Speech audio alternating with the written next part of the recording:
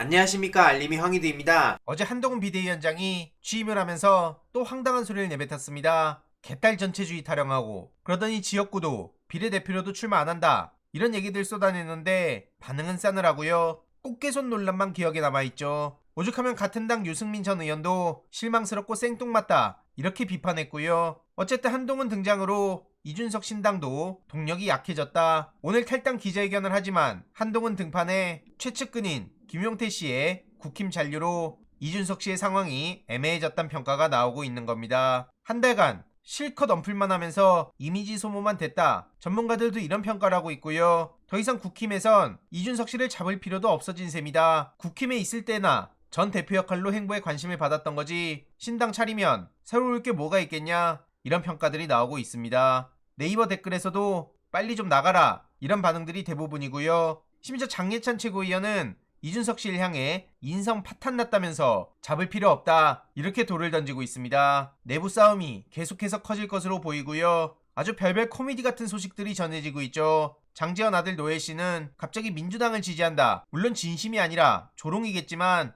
별별 소식들이 다 터지는구나 싶고요. 장제원 씨가 최근 등 떠밀리다시피 못 나오게 되니 저러는 거 아닌가, 이런 반응들이 대부분입니다. 게다가 류호정 의원도 정의 당적을 버리지 않고 신당 언플하고 있어서 내부에서 엄청난 비판을 받고 있는데요. 이런 와중에 윤석열 대통령은 순방이 일자리 창출이자 민생이다, 이런 헛소리를 하고 있습니다. 이에 민주당 이계호 정책위 의장이 윤석열 정부의 예산안 관련해서 조목조목 비판을 했는데요. 관련한 발언으로 영상 마무리하도록 하겠습니다. 지난주 본회의 결과 우리 더불어민주당은 많은 예산 성과와 입법 성과 또 정책 성과를 거두었습니다. R&D 예산 6천억 추가 반영, 새만금 SOC 예산 3천억 증액, 농어민 지원 예산 459억 등의 예산 성과가 그렇고, 또 요양비 건보 적용, 초등 돌봄 사업 등의 정책 성과들이 그것입니다. 그런데 지난 주말 국민의힘 명의의 프랑카드가 전국 곳곳에 일제히 걸렸습니다. R&D 예산, 새만금 SOC 예산, 농어민 지원 예산을 당초 삭감했던 주체, 바로 윤석열 정부입니다. 그런데도 국민의힘의 성과라는, 예산 증액이 국민의힘의 성과라는 어이없는 주장에 정말 말문이 탁 막힙니다. 요양비 건보 적용 예산도 시범사업비 85억 원을, 적은 액수지만 그나마 민주당이 계속 요구를 했는데 자신들의 성과라고 억지를 부리는 여당을 보면서 국민들은 참으로 어리둥절해하고 있습니다. 여당에게 당부합니다. 상인들 간에도 최소한도 상도의가 있듯이 정치에도 최소한도의 정치 도의가 있는 것입니다. 정책이 마음에 들면 또 필요하면 그냥 갖다 쓰고 자신들 것이라고 하는 주장은 정상적인 정치 문법이 아닙니다.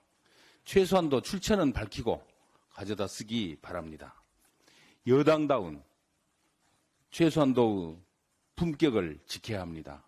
국민의힘의 문법, 국힘의 문법 바꿔주시기 바랍니다.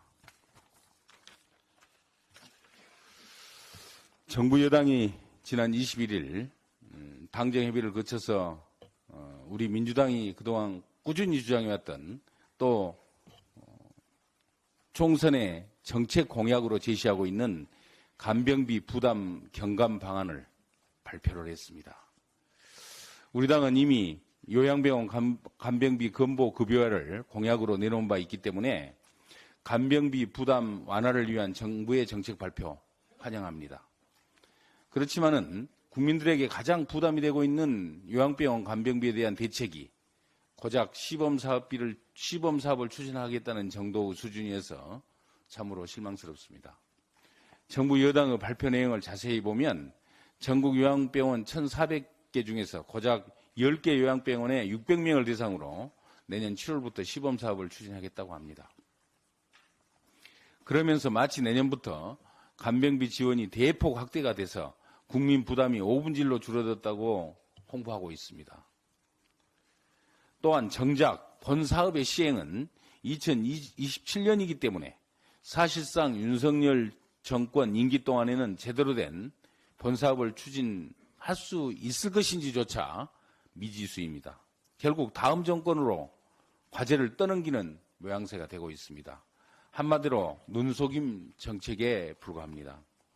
더욱 황당한 것은 내년 7월부터 시범 사업을 추진하겠다고 발표한 정부 여당이 스스로 제출한 내년 예산안에서 간병비 지원 시범 사업 예산은 전액 삭감을 시켰다는 사실입니다.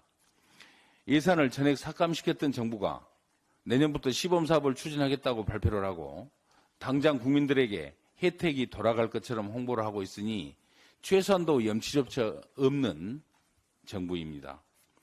내년도 간병비 지원 사업 예산은 예산 심의 과정에서 더불어민주당의 요구와 노력으로 겨우 85억 원의 예산이 반영된 바 있습니다. 정부의 간병비 정책은 국민들이 야당의 정책에 대한 홍도가 높자 마지못해 눈치보미에 끌려가듯 추진한 것에 불과합니다.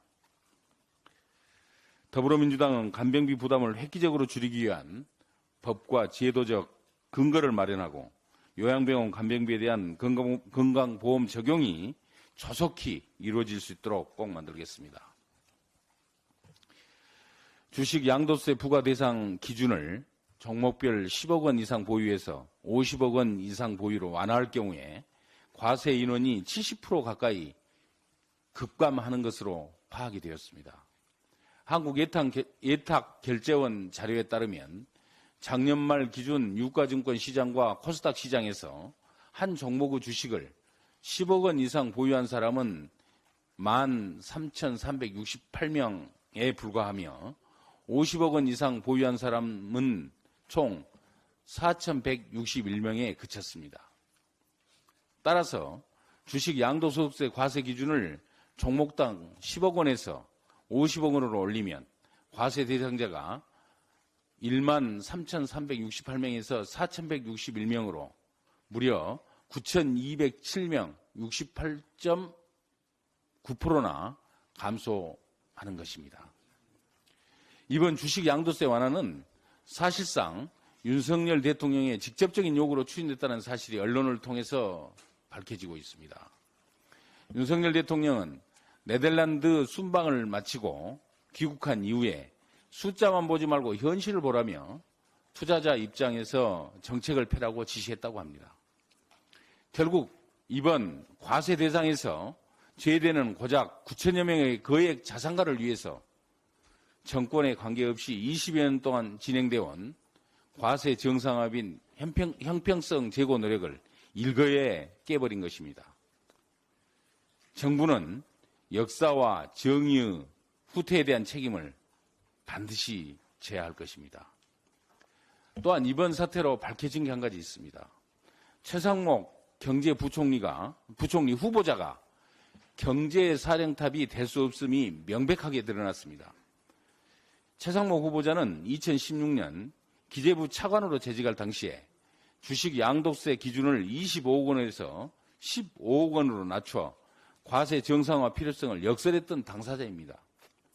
현재 정부 정책과 정반대의 이력을 가진 그러한 후보자가 얼마나 소신껏 정책을 수행할 수 있을 것인지 의심스럽습니다.